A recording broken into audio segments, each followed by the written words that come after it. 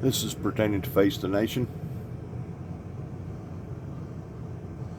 I do believe they're going to be doing a special pertaining to 9/11. Let's see what else that they may have to say on this particular weekend before the remembrance of 9/11. That to this day still haunts the memories of so many people, of so many people's lives that sacrificed the day that aviation was ordered out of the sky, that put us on this free-for-all of heading backwards. Not only this morally decline, but this financially decline. And now it appears like this international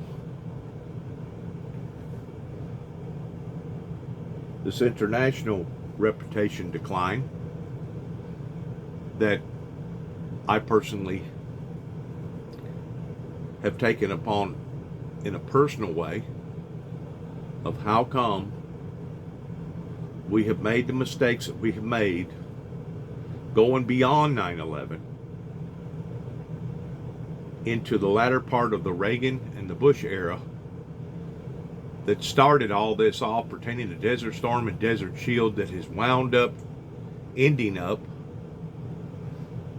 in possibly one of the most disgraceful scenarios since the Vietnam War that the Americans have ever had to encounter. By putting basically in behind the 8 ball of various politicians that has sold us downstream and given the farm away towards being $30 trillion in debt. There has to be some sort of reasoning of who done this and why they done this in accountability issues. I don't know what this particular program is going to say or how that it's going to say it, but I felt inclined to record it because ordinarily they put on a good program, especially with 9/11, the 20th year coming up just within a matter of days. So if you don't mind, let's please watch, observe, and then possibly debate or admire towards the things that's been said on this particular program today. It's all just ahead on Face the Nation.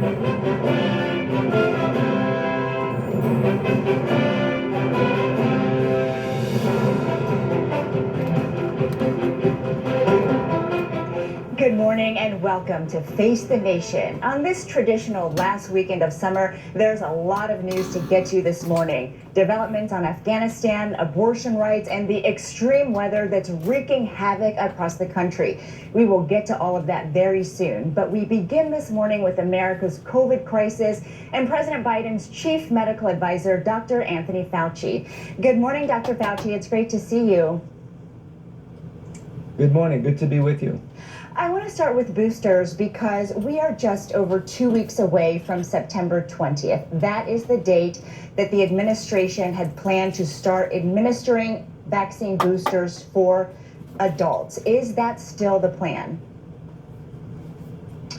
In some respects it is. We were hoping that we would get both the candidates, both products, Moderna and Pfizer, rolled out by the week of the 20th. It is conceivable that we will only have one of them out, but the other will likely follow soon thereafter.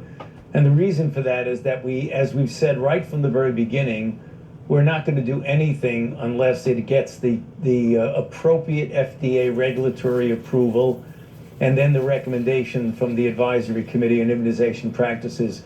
Looks like Pfizer has their data in, likely would meet the deadline. We hope that Moderna would also be able to do it so we could do it simultaneously, but if not, we'll do it sequentially. So the bottom line is very likely at least part of the plan will be implemented, but ultimately the entire plan will be. So I know that the FDA and the CDC have said that there's insufficient data, as you just mentioned, about the Moderna booster. Is there anything you can tell us about what data is still missing that you still need and how long it's going to take to collect that information? You know, the data are in two elements. One is safety. In other words, to get enough people that you followed significantly along enough to say that it's safe. We feel almost certainly that it is, but you want to make sure when you're dealing with allowing the American public to receive an intervention, you want to make sure you're absolutely certain. The other is the immunogenicity or efficacy. Immunogenicity would predict would be protective. The company is getting their data together, will submit it, or even has submitted some of it, if not all of it, to the FDA. The FDA will examine it and then make a determination whether from a regulatory standpoint it's okay to go ahead. So it looks good. I mean, I think it's going to be at the most a couple of week to few week delay, if any. And if the Pfizer is available on the 20th, has the eligibility changed for people who can start getting it? Well, no, actually, the eligibility, as we've mentioned, is a regulatory decision and a recommendation from the advisory committee. So nothing has really changed with. Okay, well, if I had the Moderna vaccine and I'm hearing that Pfizer is going to be available come September 20th, is it okay for me to mix and match? And what about for people who got the Johnson & Johnson? No, that's a good question. We are doing studies right now, which are just what you said. They are mix and match studies. Namely, we're lining up Pfizer against Pfizer, Pfizer for Moderna, and vice versa. Hopefully, within a reasonable period of time, measured in a couple of weeks, we will have that data. But right now, we are suggesting, and hopefully it will work out that way, that if you got Pfizer, you will then boost with Pfizer. If you get Moderna, you'll be boosting with Moderna. But we are doing the studies to determine if we can do just that, switch one with the other. Got it. Thank you. I want to move on to kids who have COVID because so many are returning to the classroom after this Labor Day weekend. And I know the CDC just released 2 reports this week. One that showed hospitalization rates in the U.S. for children and teenagers increased by nearly 5 times from the end of June to mid-August. Can you help us understand that spike? Well, it's pretty easy to understand because we're dealing with the Delta variant. The Delta variant, as opposed to the Alpha variant, is much, much more transmissible. It has an efficiency of transmitting from person to person much, much more readily than previous variants. And so many more people, including children, are getting infected. And that's something that is not so variant that is so easily transmissible. You'll get more children infected. In fact, when they get infected, just on a pure basis of the relative number of people that will actually get into the hospital, you're going to wind up seeing more children in the hospital. And what can you tell us about the severity of those cases in light of the Delta variant? You know, we're looking at that very carefully. There is some indication in adults that the Delta variant might be more severe, but all the data that we are collecting right now does not give us any definitive information that the Delta variant is more severe in children. We know certainly more children are getting infected and therefore more are getting hospitalized, but we don't have definitive enough data to say that is in fact on a child by child basis that it's any more severe. And I know that Delta remains very dominant, but you said this week that you're also keeping a close eye on the Mu variant, and the World Health Organization has listed it as a variant of interest. What does a close eye mean? What are you looking for? Well, you're looking to see if it becomes more dominant, namely if the relative proportion of isolates in a given place, including in this country, becomes more. Right now, we're not seeing that. The Delta variant is over 99% dominant. So when we say we're keeping an eye on the Mu variant, we want to make sure it doesn't become more dominant. We actually don't know what the consequences would be. The concern is that it has a constellation of mutations that would indicate that it might evade the protection from certain antibodies. That's what we mean when we say we're keeping an eye on it. But right now, it is not an immediate threat, even though we take all of these variants very seriously. And is there any data available to gauge how effective the vaccine might be against mu? Well, no, I don't think there's any indication right now because we don't have enough data. But if you look at the level of antibodies that our vaccines induce, particularly following the boost, I mean, we have data now that when you give a third boost to either the Moderna or to Pfizer, you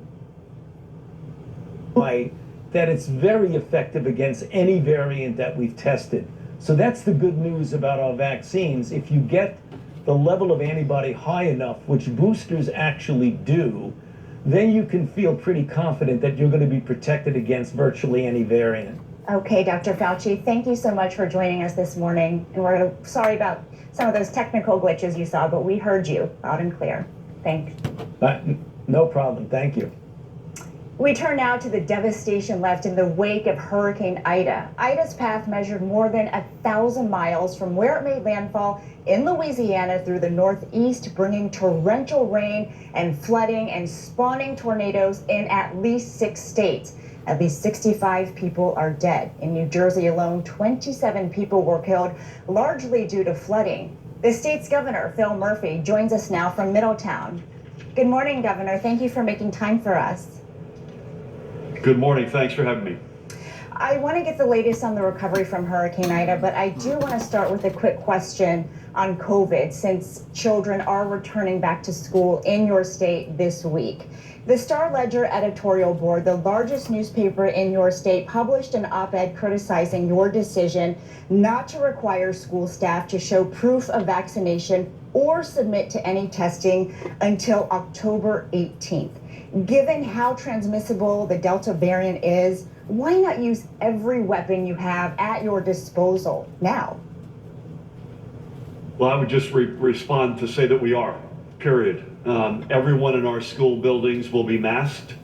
Students, educators, staff, no exceptions. Educators, as we sit here today, are already at a very high level of vaccination.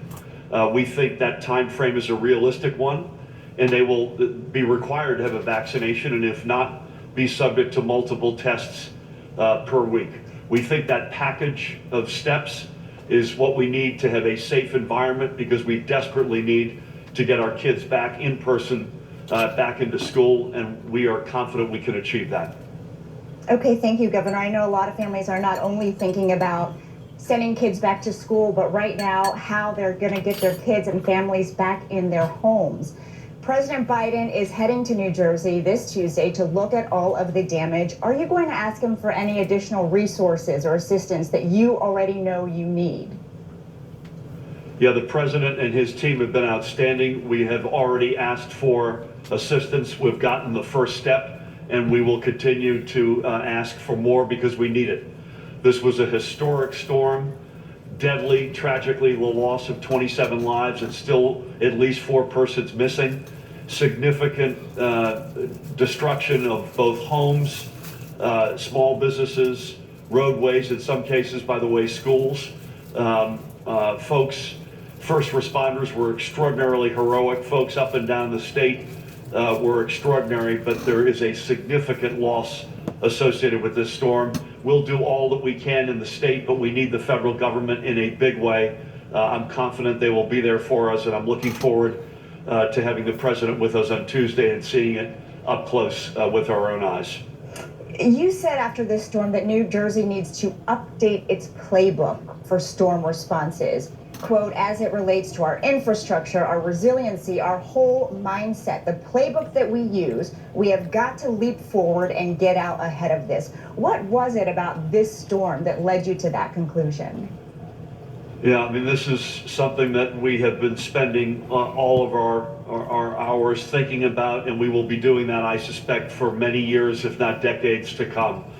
We screamed loud and clear tornado warnings flood warnings, flash flood warnings. We beg people to get off the road, and still you've got 27 losses of life and enormous destruction. We had rain in many communities in 2 or 3 hours that were equivalent to what they normally get in a month or two. And this, sadly, we think is part of what we're going to be facing: more frequency and more intensity. So I mean that in terms of the playbook in every respect. We need a much more resilient infrastructure. That infrastructure bill that's being debated in Congress would have a huge positive impact on states like New Jersey. We're the most densely populated state in America, a location second to none. But we've got infrastructure that was built for a different reality. And so that's the big piece of this. And we want to make sure that folks, when they hear these warnings, bless their souls, that they take them as seriously as we mean them. And God willing, we'll be able to sharpen that as well going forward. Mr. Governor, that reconciliation bill that you mentioned, it is going to have a tough road ahead to passage. If it fails, what can you do as a governor to recreate that playbook? I think the failure would be historic. I think it would be, sadly, an example where America did not meet the moment. The alarms have been going off for decades, if not longer, and the intensity and the loss of life and destruction that we've seen just this week is a stark reminder. So if it does not happen, with the heaviest of hearts, we'll do everything we can inside of our state. But this is one example where the resources and support of the federal government is vital. There's no other player that could fill that role. As I say, the president and FEMA have been extraordinary in the reaction to this storm, but as a proactive matter, we need Congress to step up right now. Governor Murphy of New Jersey, thank you so much, and best of luck to you as you try to get your state through this. Thank you for having me. Face the Nation will be back in 1 minute. Stay with us.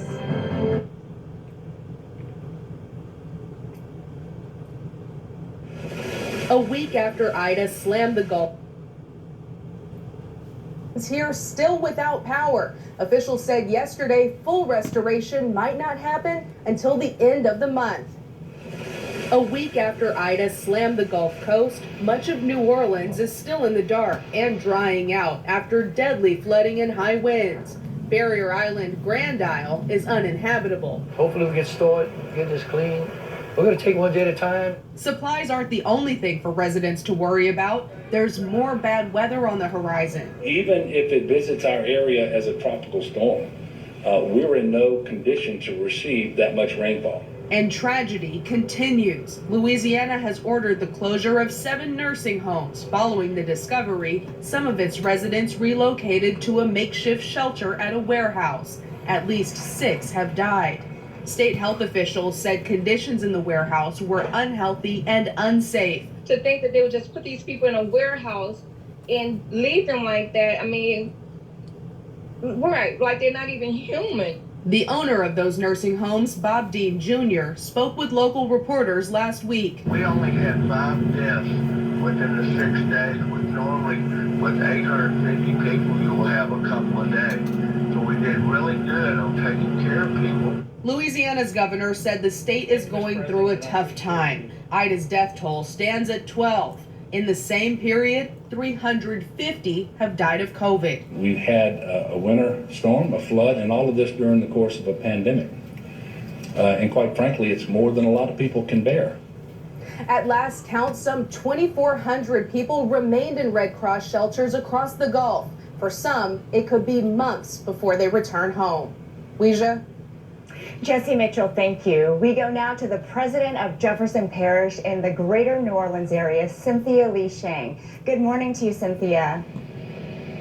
Good morning. Thank you so much for having me on the show. Thank you for being here. You said in a recent briefing that the dangers after the storm are just as serious as during the storm. What are the most imminent dangers you're worried about right now, and how are you coping with them? Well, I mean, that's definitely the case. If you look at the storms that we've had in Louisiana in the past year, I think we've lost more lives post-storm. In Jefferson Parish, we only lost one life during the storm. Unfortunately, I happen to know the person, very, very tragic in Lafitte, where the waters rose very high. But then, you know, a couple days later, I feel like 2 days later, we lost 3 people to carbon monoxide poisoning. We lost another resident to a nursing home with the, you know, issue with that, with the people who evacuated. And then we also had, which is not directly storm related, but we had a fatal shooting at a gas station because we're living in a community that is just completely broken down. And people are, you know, stressed, and it's just a very fractured community right now. So that's absolutely the case. We've lost more people post-storm than we did during the storm. And we're day by day trying to put our community back together. You know, the fuel situation just hit us as a double whammy, and the fact that 8 refineries got hit. So the fuel at the source of it got hit. If this storm would have been anywhere else, and the roads were passable, we would have been shipping our gas to them. But the fact that our 8 refineries got hit right where the storm hit land was just a double whammy for us in terms of trying to rebuild and trying to make sure our first responders have fuel, our critical needs have fuel. So that was very unfortunate for us with this storm. Well, I know the Biden administration has tapped into its emergency fuel reserve to try to help you guys out, but it sounds like that's not enough. Did you ask President Biden for more when you met with him on Friday? And what else did you ask from him? Yeah, absolutely. We appreciated the visit, and, you know, I'm so glad that he got here to see the destruction firsthand. But, you know, fuel was absolutely the essential need. We talked about the assistance for our medical special needs people, because as the days go on and people were staying at home, it was getting harder and harder to kind of take care of these people. So that was great news yesterday. I was at the New Orleans Convention Center meeting DMAC teams from Rhode Island and New Hampshire, and law enforcement officers from California. It was such a bright way to start my day yesterday, to know that the most vulnerable citizens we have in Jefferson Parish will be able to send there. You know, if they can't handle a bus ride outside to a mega shelter in Bastrop, Louisiana, but they're not critical enough to be in a hospital, we have major resources right here locally that we can send our vulnerable people. And that was, like I said, a great way for me to start the day yesterday, to see all this additional resources. And I told my team, you know, when it's just the days after the storm, it's so difficult because the problems are there. We don't have the resources. We're trying to do search and rescue, save lives, but every day additional resources come in from outside, and we feel better about things. And that's been really a relief, just getting the reinforcements in from outside. And I know that despite all of that help right now, you're still asking some people who evacuated not to come back just yet. Is that right? Yeah, because we still have the fuel issue. You know, I was very grateful that the school systems are not starting this week. My teams, and this is my departments, we have to get the water pressure up. We're still under a boil water advisory. Our sewer system is largely dependent on it is dependent on electricity. Thank goodness, you know, all our hospitals have electrical power now. Our emergency operations center, our core, you know, of communication for first response actually lost generator power. So the electrical company got us powered up. So the critical infrastructure need to get powered up, and then Entergy's working on, you know, getting the neighborhoods back up slowly. But if you don't have fuel, you don't have electricity, water pressure is low, the sewer system is fragile, having the masses come back it's a community not ready for it. But I think as electricity comes on every day, I think this gas situation hopefully will get better. We will bring people back. You know, all my job is to tell people this is the situation, this is the real life situation. It's up to them to make the personal decisions as to whether they want to return, if they think life's too difficult, financially, if they can stay out longer. I mean, that's an issue with the hotel bills. So we're just trying to get people accurate information for them to make their own decisions. But I really feel good about it. Every day we're going to get better and better on all of our systems across the board. Well, Cynthia, we are thinking of you as you do that, and I'm so sorry about your personal loss. Thank you for joining us this morning. Thank you. Thank you so much. Thank you. And we will be right back. Tragic. Very tragic. The help. If If you're not able to watch the full Face the Nation, you can set your DVR, or we're available on demand. Plus, you can watch us through our CBS or Paramount Plus app.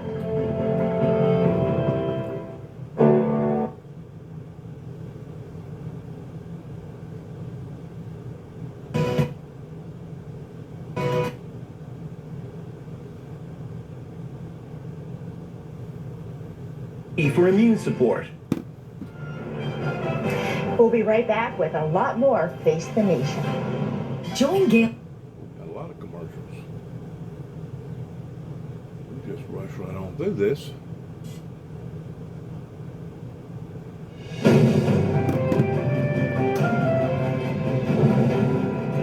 Welcome back to Face the Nation. I'm Weijia Zhang. Texas now has the strictest anti-abortion law in the country. It bans the procedure after the 6th week of pregnancy and provides a $10,000 incentive to the public to police abortions. Last week, in a 5-4 decision, the U.S. Supreme Court declined to block that law from taking effect, and now lawmakers in at least 6 states are considering enacting similar laws. Texas Congresswoman Veronica Escobar condemned this. Now, this is what Joe Biden said that was basically considered our leaning into the fringes of vigilante justice. Supreme Court's decision. She joins us now from El Paso, Texas. Good morning, Congresswoman. Good morning, Weijia. It's a pleasure to be with you. It's great to have you. You called the new law one of the most draconian state laws to date. Since it took effect, I wonder, have you heard from constituents and healthcare providers about any immediate impact? I have, Weijia. People are shocked, horrified, outraged. We knew it was coming down the pike because it was debated in our state legislature, but actually having it become law on September 1st has been pretty horrifying because of 2 really awful consequences. The first is the fact that neighbors and friends and family members are being incentivized to be bounty hunters. It's incredible that we live in a state that is willing to incentivize that, but there are also other real life consequences that are happening right now, deadly consequences. There are folks who want to believe that you can eliminate abortion, but what this law and other laws like it will do is simply make it deadlier, more dangerous. Women are going to take their health into their own hands. It will impact young women, poor women, and women of color. And I am really afraid of the lives that will be lost as a result.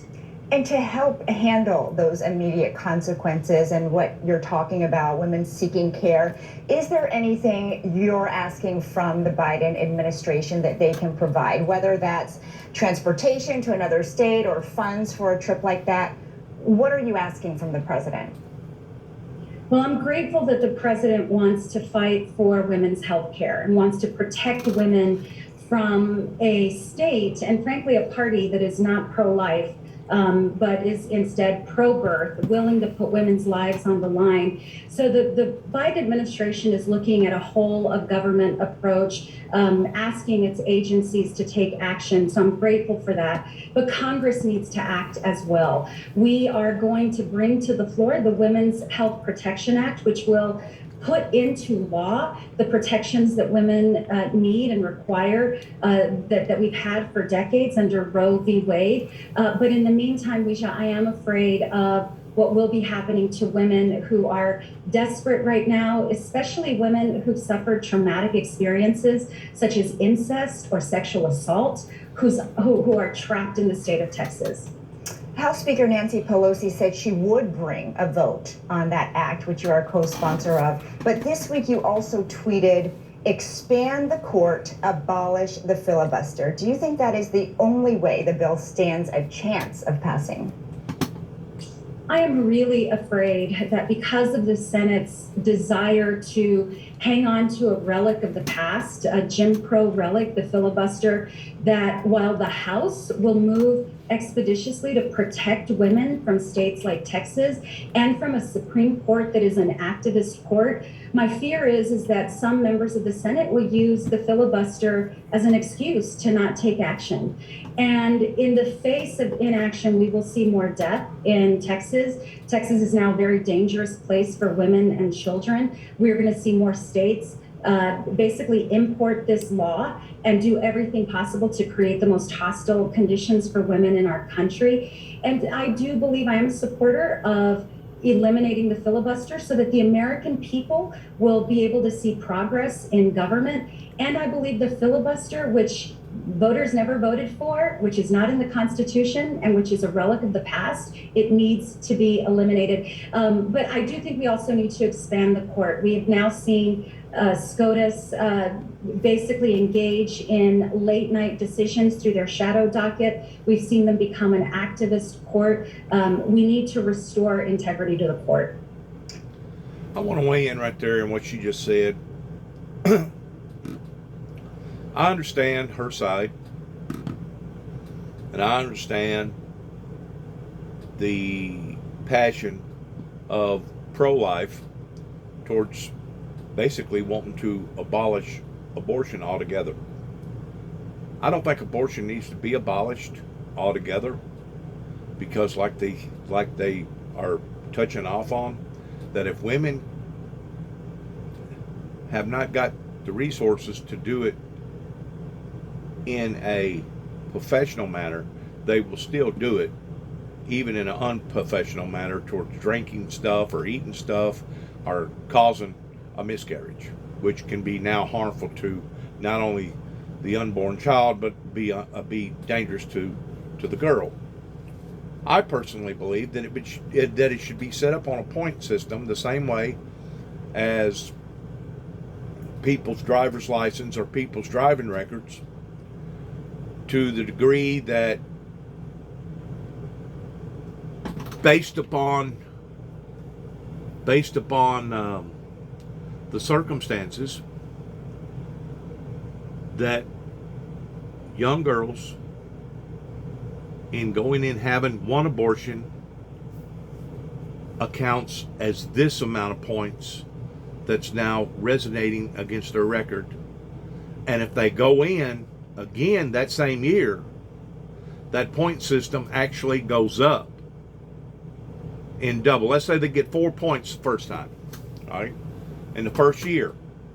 If they have to go back the same year with another abortion, now it goes to a 15 point, to a double point system, to now instead of 4 points, you get charged 8 points. So in total, you got 12 points because you've had 2 abortions in 1 year. If you do it the third time in the same year, unless it's harsh circumstances towards you being raped or whatever, or conditions pertaining to the health or the well-being of the mother or the baby, or both, then I feel like the state should be required of going in. And some people are going to say this is not right, and it sure enough is barbaric or Clintonian, whatever they're talking about. But I personally believe that it's just like a person being responsible for driving. Once you have proven that you're not a responsible, safe driver out on the roads, and now you're endangering everybody's privileges towards being out on the road, your privilege gets taken away. You're no longer allowed to drive. And if you do get caught driving without driver's license, you're going to jail. You're going to pay the ultimate price, because now you're sure enough breaking the law. Well, I think on that third attempt of having 3 abortions in 1 year, that if this is the only birth control system that you can abide by, that after that third time in 1 year, it should be looked upon And I'm not saying that it should be mandatory in all cases, but it should be looked upon by the state of forcing the girl, the female, to wind up having her tubes tied, or possibly having her stuff taken completely out, to the point that she can no longer have the availability towards having any children. In other words, take her ovaries completely out. That way she'll never get pregnant again.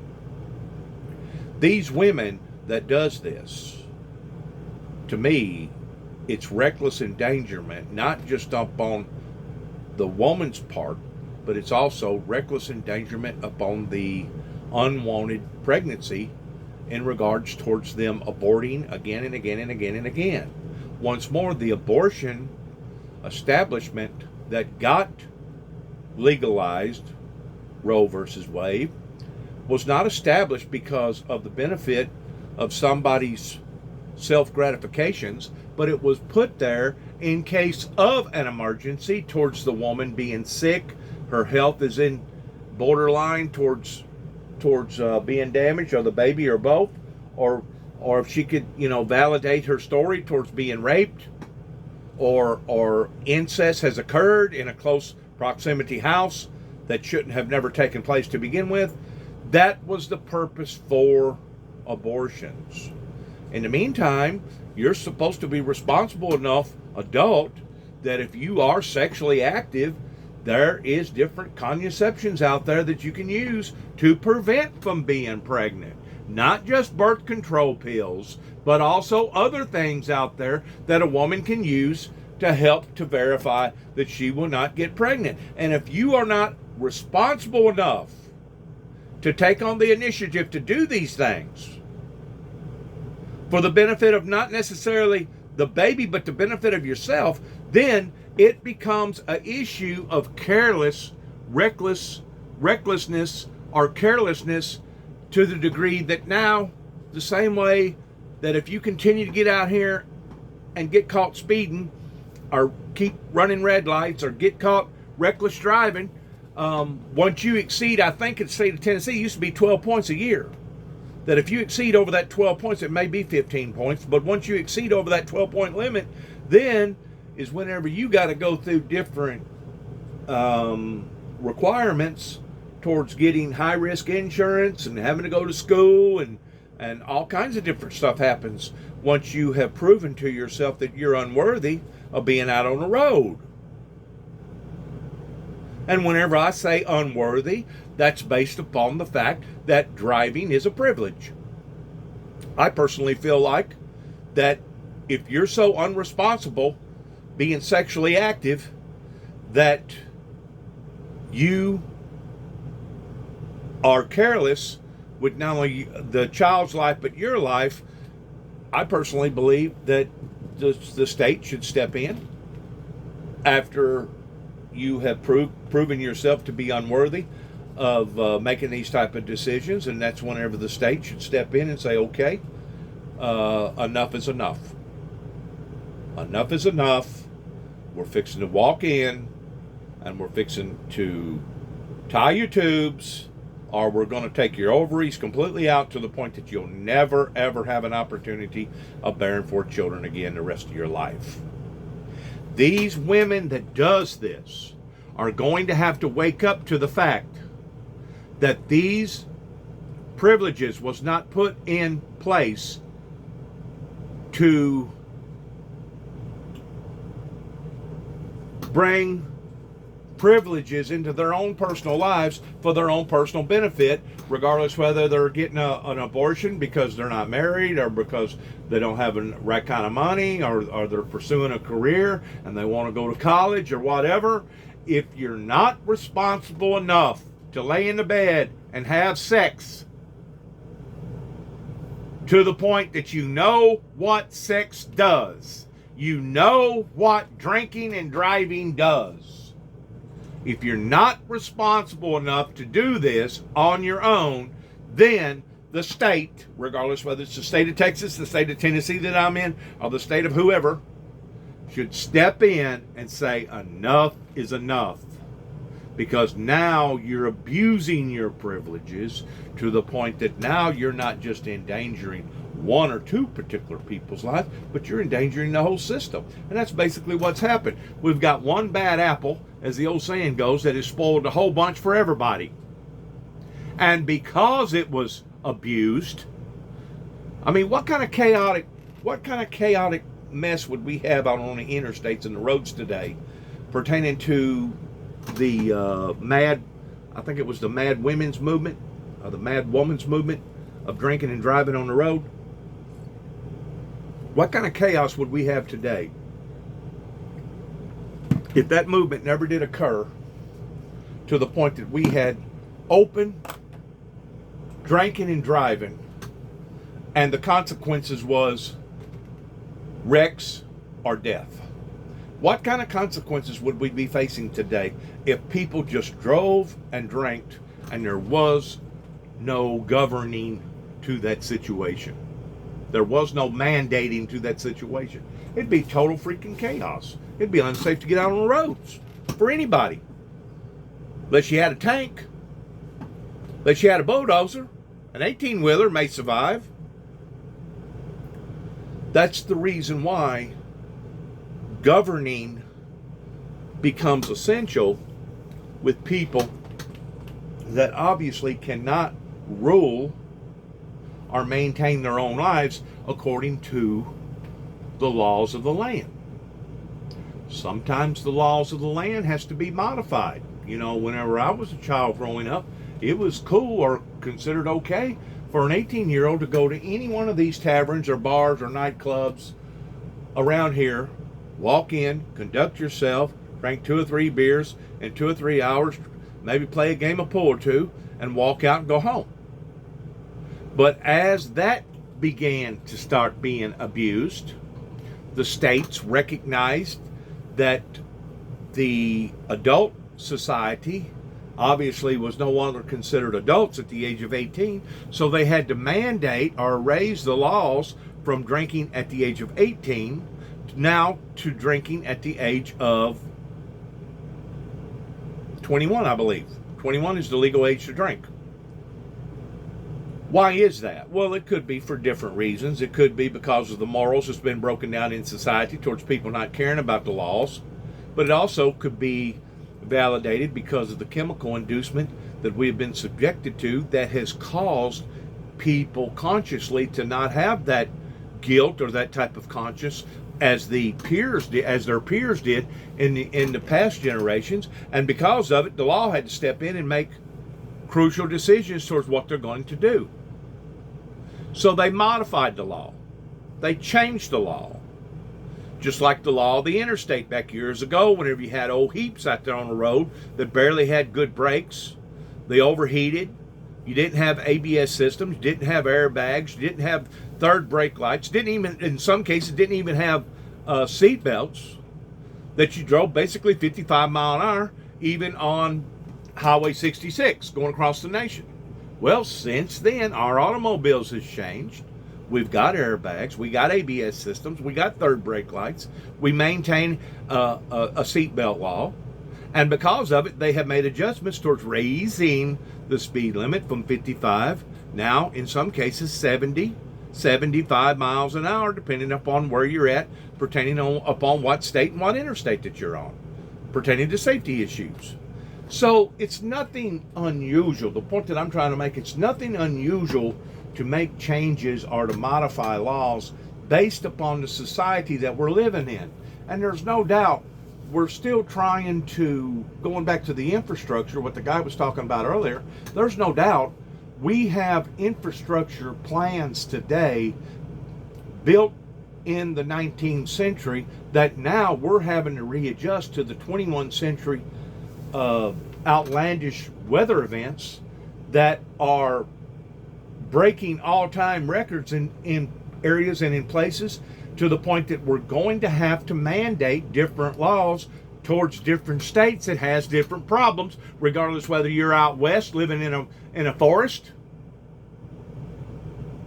or you're down in the Gulf of Mexico living in New Orleans that's about 10 foot below sea level that has a tendency of drawing in these type of hurricanes, that has a tendency of bringing in this type of destruction. There's going to have to be somebody at the helm that's making these decisions towards people's lives if we're going to conduct ourselves as a civilized, successful society in the 21st century. I think it was Hurricane Harvey that hit down in the southern part of Florida, down below Miami, Homestead, that literally wiped Homestead off the map. There wasn't but like 1 or 2 buildings left down there.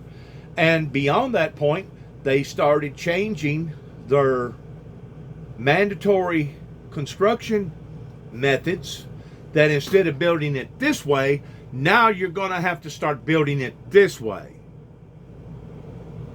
And we've seen these type of mandatory requirements depending upon where you live. Just like if you're down in Louisiana, you can't bury bodies.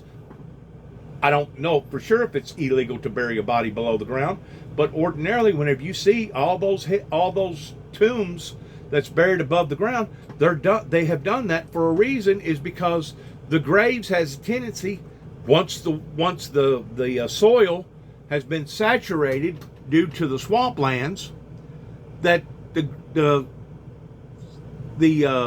casket has a tendency of bouncing back out of the ground. That is a horrifying experience if you've ever seen or been around anything like that. So they had to mandate their laws according to the adjustments of where they was living at. This now should be observed, noticed, recognized, and mandated state to state, person for person, situation for situation. It's not anything different than it would be in changing the drinking laws or changing the speed limit, because now we got good cars with good brakes. We can stop like 3 times faster than what the old primitive cars used to go by. I'm just going to use an illustration of over here in Kenton, Tennessee. They've got their laws to the point that in downtown Kenton, you're not required but to go 25 miles an hour. That's basically a speed that you can literally, if you're a good runner, run and keep up with an automobile. And anything beyond the downtown district, going into the surrounding elements of the city limits, they've jacked it up to 30 miles an hour. Well, once more, 30 miles an hour, you're talking about basically a speed trap in Kenton, Tennessee, because how many people drive 25 and 30 miles an hour in today's society? They have not made adjustments in Kenton, Tennessee that's mandated around the 21st century. They still got speed limits in Kenton, Tennessee that, as far as a lot of people is concerned, is based around a speed trap. Because in today's society, people don't have time to drive 25 miles an hour. People's trying to do too many things in their lives. They're trying to juggle too many balls. They're raising children. They're going to soccer games. They got to go to work. They got to be there on time. They got to come back on time. People are trying to jog entirely too many balls today in comparison to what they've done back in the 40s, 50s, and the 60s. And because of it, the laws of the land ought to be appropriately changed to where we are today, based upon to the facts. You got these little old towns and these little old communities that use these things for speed traps. There's another area in between Humboldt and going towards the interstate, I-40, Parker's Crossroads, that is just a little bitty old community right there that's got their speed limit down to about 45 miles an hour. And if you got the wrong cop, Dover, Tennessee is another one that's just a speed trap, that if you go so much as 2 to 5 miles an hour over their speed limit, you're busted. The officer on duty is going to pull you over and going to mandate a ticket from you. Why have they maintained this? Because it's a payoff. It's a payoff for the police people that work there in that area towards making money off of the sorrows of the citizens. If we have strict restrictions, in which we do, and thank God that we do, pertaining to various policies on drinking and driving, people abusing their privileges to the point that if they continue to do that again and again and again, those privileges will be taken from you. I think the first time that you get caught drinking and driving, you have to pay a steep fine. You got to spend like at least 24 hours in jail, and you got to be put on high-risk insurance for the next year, and they can basically make your life very, very miserable the first DUI ticket that you get. If you get the second DUI ticket, I think it's mandatory that you stay in jail for at least 3 days, and all those fines double, and the level of staying on high-risk insurance doubles. So it sure enough has costed you on that second DUI. If you get caught the third DUI in your lifetime, it's immediately suspension of license, and it may be that on the second DUI. It's immediately suspension of driver's license, other than maybe going to court and getting a hardship driver's license, because you have to go to work to maintain to feed your family. But the point that I'm trying to make is, if we're going to make adjustments for people that obviously are not, or don't feel like that they're accountable for their actions, that they can just get out here and do what they want to do, how come we can't make rules and regulations pertaining to women that want to get out here and have abortion after abortion after abortion for I guess recreational, reproductional purposes? I don't know why they're doing it. I mean, it don't make sense to me that you don't have enough sense to use proper protocol in trying to prevent yourself from being pregnant. And I realize some of those methods are not 100 proof, but at the same time, I also realize maybe you should be more susceptible in who you go to bed with towards your activities, towards what you're involved in. That if you're going to be that loose towards laying in bed with every Tom, Dick, and Harry, maybe you shouldn't have the ability to raise a family. And believe it or not, there is a lot of people that are raising children that are basically children having children that really don't need to have the children. I had an aunt that her daughter wasn't fully functionable in the head. I'm going to try to be polite about it. Her mother identified that problem. At the age of 16, she takes her down here and has her ovaries taken out. Well, everybody in this neighborhood thought, my God, what a cruel, insensitive mother. What a cruel, cruel mother that would take her daughter down to the clinic and basically tie her tubes or have her ovaries taken out to the point that she could never, ever have children again. Well, we do it to cats all the time. You got a female cat, keeps getting in heat, keep having all these cats. You know, Florida's inundated with cats because of the climate down there. But we do it to cats all the time. How come we can't think of doing it to each other, especially if you got people that isn't right in the mind? And poor Linda wasn't right in the mind. God forbid if you had a retarded person that was trying to raise a child that probably more than likely is going to be retarded, or having a child having a child towards trying to raise up in that situation, because it just intensifies the problems and it intensifies the liabilities that's going to be not only with the parent but also with the children, with the child. So how come we're not smart enough to identify this? Well, I feel like that the state of Texas has identified it.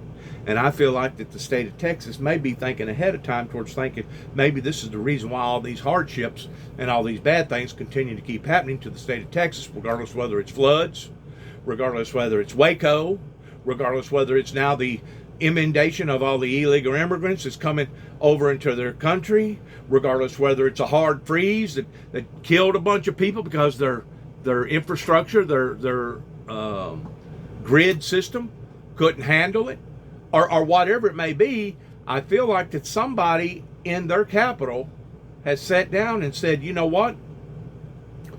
We have jinxed ourselves. We have brought bad luck into our lives and into our citizens' lives.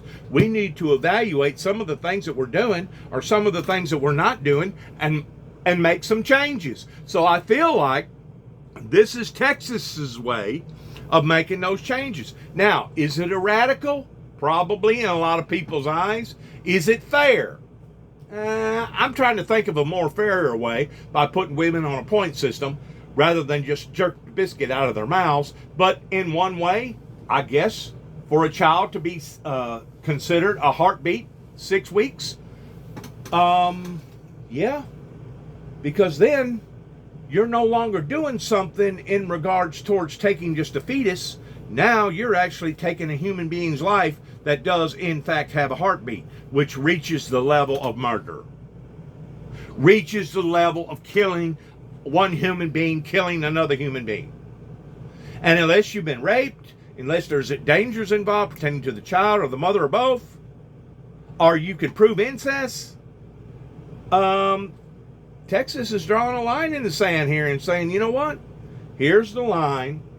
If you abide by the line, you can continue to do your activities towards jumping from bedroom to bedroom, from boyfriend to boyfriend. But if you don't, here's the line.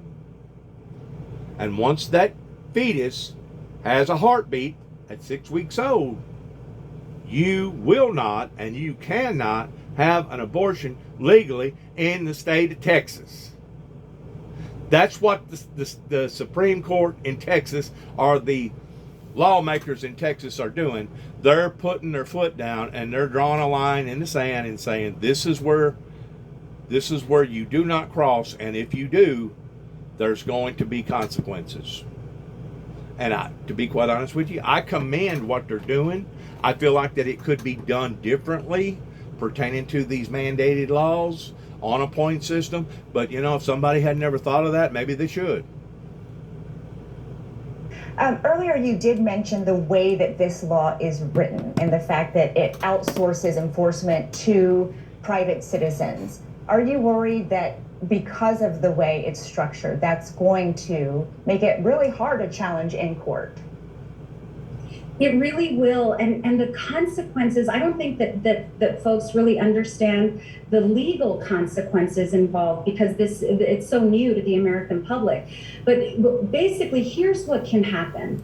If, for example, I had a young daughter who was the victim of a sexual assault, and I was taking my young daughter to a clinic, her assault, the person who perpetrated the assault could take me to court, incentivized by that $10,000. And let's say that my young daughter was not pregnant, there was no abortion involved, but I still had to defend myself in court.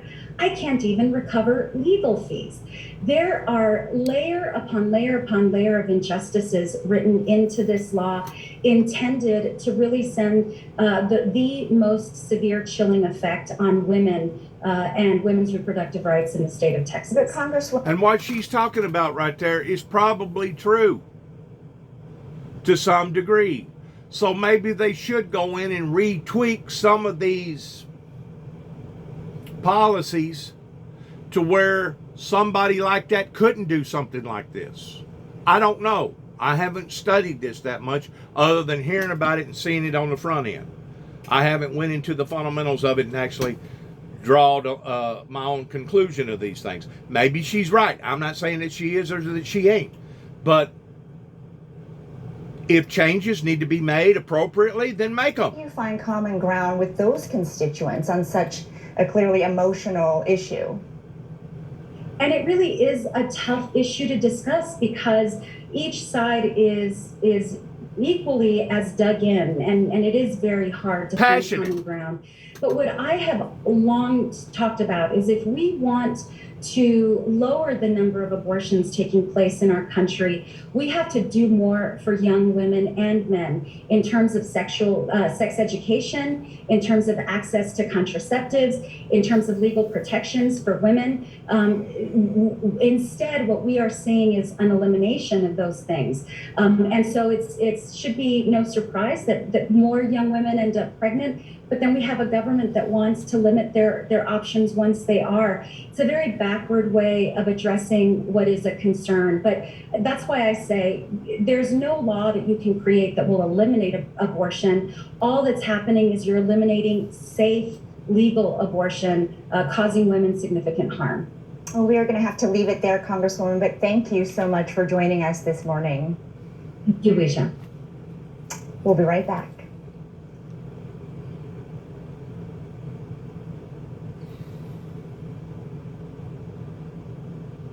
Dan Rubenstein talked. With American troops now out of Afghanistan, the Taliban is working on securing its leadership to govern the country. CBS News senior foreign correspondent Charlie D'Agata has the details from Doha, Qatar.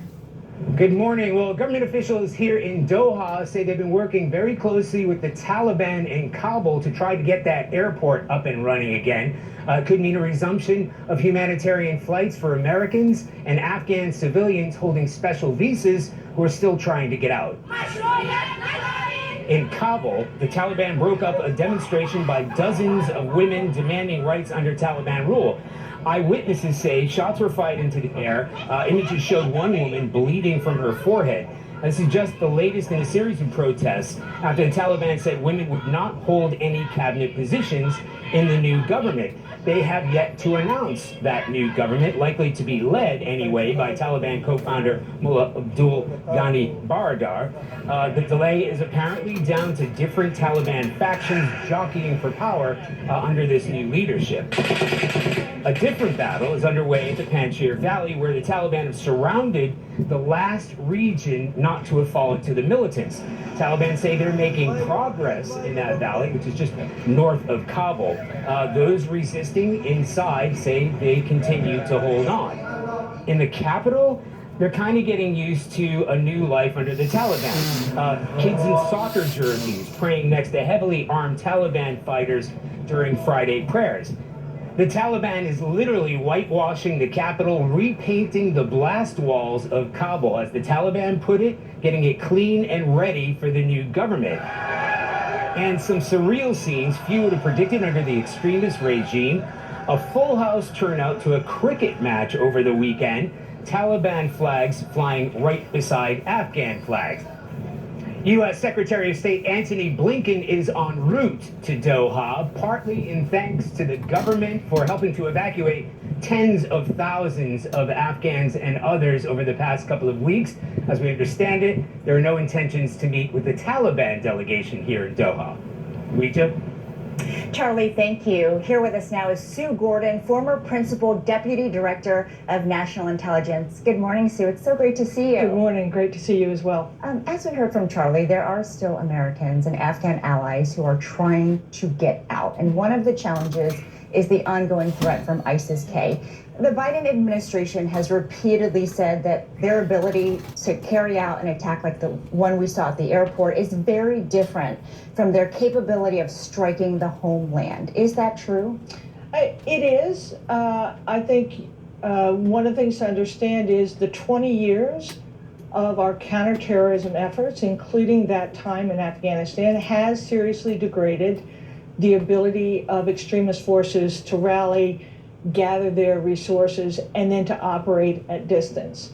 That does not mean that they can't create havoc within Afghanistan, disrupt the formation of any new kind of government, and over time, reconstitute themselves in a way that could be problematic for us.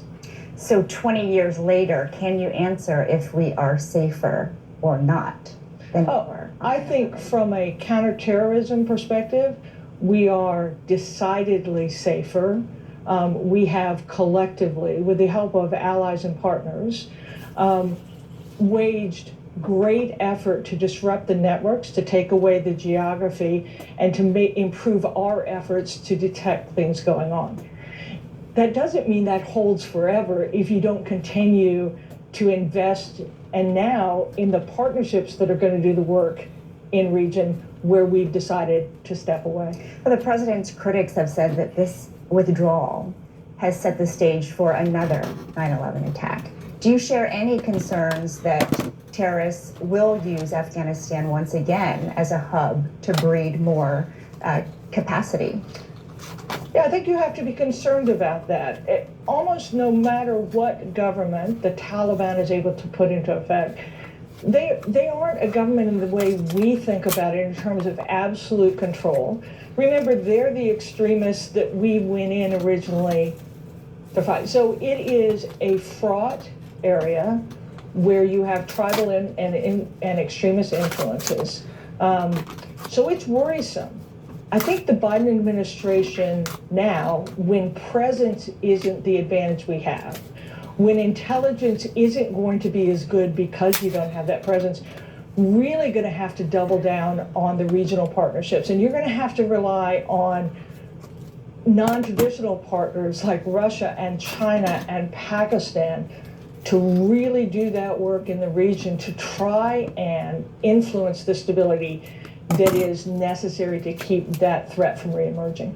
You just said the intelligence not being as good. President Biden has insisted that the over-the-horizon capabilities are enough to monitor these threats. But I wonder if you think that's true and what we miss out on by not being on the ground. Truth in advertising, I have, over the course of my career, seen this nation develop amazing capability to discover information that we needed to have that we typically didn't have access to. But especially in remote regions where the data you want is not held in neat server rooms, and physical presence allows you to the humans that have the information. You get a considerable amount from the interaction with those humans, the information they have, and the intention that comes with human intelligence. So I'm not going to say that we can't develop over-the-horizon capabilities that are expanding on what we have today, but I will say that intelligence with presence is really important as well. I want to turn to the intelligence that we may have had before the chaotic withdrawal. Right. Reuters published a report that includes excerpts of a phone call between President Biden and the former president of Afghanistan, Ashraf Ghani, dated on July 23rd, so 3 weeks before the takeover. The president reportedly said, as you know, and I need not tell you, the perception around the world and in parts of Afghanistan, I believe, is that things aren't going well in terms of the fight against the Taliban. And there's a need, whether it's true or not, there is a need to project a different picture. The president is reportedly characterizing this threat as a perception when clearly it was also the reality on the ground. Was that a failure in intelligence? I think any time lives are lost, and if you look at our withdrawal, there is a collective responsibility between the policy, operational, intelligence communities for that outcome. I would not characterize this as an intelligence failure for a couple of reasons. Number one is I think over our 20-year history involvement, the intelligence community has been pretty clear-eyed in terms of what the on-the-ground situation was and what the likelihood of persistence of the government if the U.S. withdrew. Now, I think you have to acknowledge that they apparently didn't have precision in their estimate on the speed of the loss. I'm glad you mentioned that, because later on in that same conversation, President Ghani said, Mr. President, we are facing a full-scale invasion composed of Taliban, full Pakistani planning and logistical support. That does not match what he has publicly said, which is we had no idea the collapse was going to happen so fast. Is this another example of the president's claims changing the perception from the reality? I think a couple of things are clear to me, with the caveat that I don't know what other conversations were had and I wasn't in the room when decisions were made. it seems clear from that conversation that he understood that the situation was fraught, that at least we could have foreseen the outcome, if not the speed. I stopped short of having a problem with him telling Ghani that he needed to project strength, right? Mm-hmm. Regardless of what the situation was, it is probably a reasonable comment that he needed to project strength. But it seems clear from that conversation that he knew the situation was fraught. And so I think his challenge is going to be how he speaks to the American people as more and more of these facts become evident. Sue, I could talk to you for another hour, but we are out of time. So thank you so much for joining us this morning. We'll be right back in a moment. Something new is happening.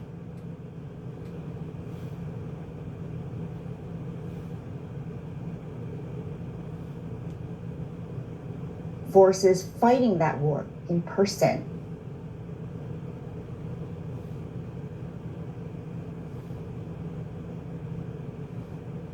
First year. Call right now.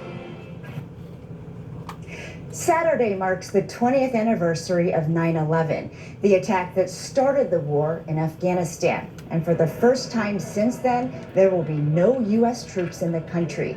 Senior national security correspondent David Martin was at the Pentagon on the day of the attack. He and his longtime producer, Mary Walsh, have brought CBS News viewers every development in the war on terror since that devastating day. They've covered the war through 4 administrations and 8 defense secretaries. And most poignantly, they've brought us the stories of American forces fighting that war in person. Here's David and Mary's look back. With the Pentagon still burning and bodies trapped in the rubble, it was a small victory near the end of the day on 9/11 for Defense Secretary Donald Rumsfeld simply to hold a press conference. The briefing here is taking place in the Pentagon. The Pentagon's functioning. It'll be in business tomorrow. Behind him, in a show of undivided political support, stood the heads of the Senate Armed Services Committee. 3 days later, Congress passed a resolution authorizing the use of force. The U.S. unleashed its firepower, and by December, Rumsfeld was taking his first trip to Afghanistan. They captured a number of Al-Qaeda. They killed a number of Al-Qaeda. They wounded a number of Al-Qaeda. The U.S. military looked invincible until March of 2002, when 7 Americans were killed in the Battle of Roberts Ridge. One of them, Sergeant John Chapman, can be seen on drone video charging across a snowfield directly at an Al-Qaeda machine gun position. American troops were tough and they were brave, but so was the enemy, fighting under the constant threat of being annihilated by airstrikes. As in all wars, it came down to fighting as much for each other as for any cause. Army Captain Will Swenson put his wounded Sergeant Kenneth Westbrook on a medevac and gave him a kiss before returning to battle. You know, we had a moment, we looked at each other. He almost had a smile on his face. Did you ever see him again? I never saw him again. 1 month later, he passed away at Walter Reed. Osama bin Laden was killed in 2011, but the war ground on. In 2012, we visited the wounded at Walter Reed, where amputations, many of them multiple, were running at more than 20 a month. What was the damage? Both legs amputated. Staff Sergeant Eric Myers was on his 3rd tour in Afghanistan when he stepped on a booby trap. You know, most of the people back here think the war's winding down. Over there on the ground, it's not winding down. Yeah. It's still just as intense as it was. The hard truth at Walter Reed was that Afghanistan changed them more than they changed Afghanistan. Now the war has come full circle. Major General Chris Donahue, the last man out of Afghanistan, was a junior officer serving in the Pentagon on 9/11. America's longest war has come to a close. Except now, no politicians were standing behind Defense Secretary Lloyd Austin and Joint Chiefs Chairman Mark Milley when they appeared in the Pentagon briefing room. This is tough stuff. War is hard. It's vicious, it's brutal, it's unforgiving. And yes, we all have pain and anger. I need something, please. It hurts. War is the dying cries of Specialist Chaz Ray Clark, bleeding to death, waiting for a medevac to come for him. and the heartbreak of his young widow. My husband laid there wondering why nobody's coming to get him. For how long? Like 40 minutes, an hour? A 20-year war is one in which some of the last to die, those Marines killed by a suicide bomber at Kabul airport, were infants on 9/11 with no idea what was happening. David and Mary, plus all the CBS personnel who have been to Afghanistan and Iraq over the years, and those who have covered it here in Washington and New York, we thank you for your work. We'll be right back. Zero commission trades for online U.S. stock.